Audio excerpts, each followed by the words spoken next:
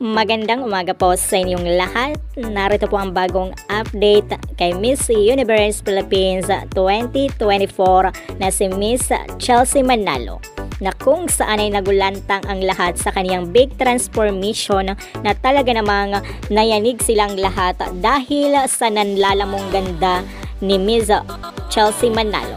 At ibang-iba ang kaniyang aurahan dahil sa pambato ng Pilipinas na si Miss Chelsea Manalo, dahil consistent sa pasabog sa Miss Universe 2024 na kasalukuyang ginaganap sa bansang Mexico, na laging stand out sa lahat ng mga activities ito sa Miss Universe, at sa katunayan po ay laging nasa list ng mga big sponsor photoshoot ng Miss Universe, at laging pinipiling ng mga pageant expert na winner list ngayong taon sa Miss Universe 2024. Kaya patuloy po natin na suportahan ang pambato ng Pilipinas na si Miss Universe Philippines Chelsea Manalo, dahil bibigyan po tayo ng magandang laban sa Miss Universe 2024, dahil alam po natin na kung pagdating sa communication skills ang pag-uusapan ay ang laki ng improvement ng pambato ng Pilipinas, lalo na sa kanyang signature walk.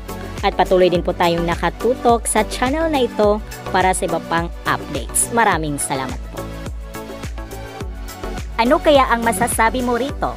I-comment mo dyan sa comment box at huwag kalimutang mag-subscribe para always updated. Ako po ang inyong lingkod, Akiko Umali. Maraming salamat po. Kung bago ka lang sa aking channel, huwag kalimutang mag-subscribe and click the bell para always updated sa bagong kaganapan.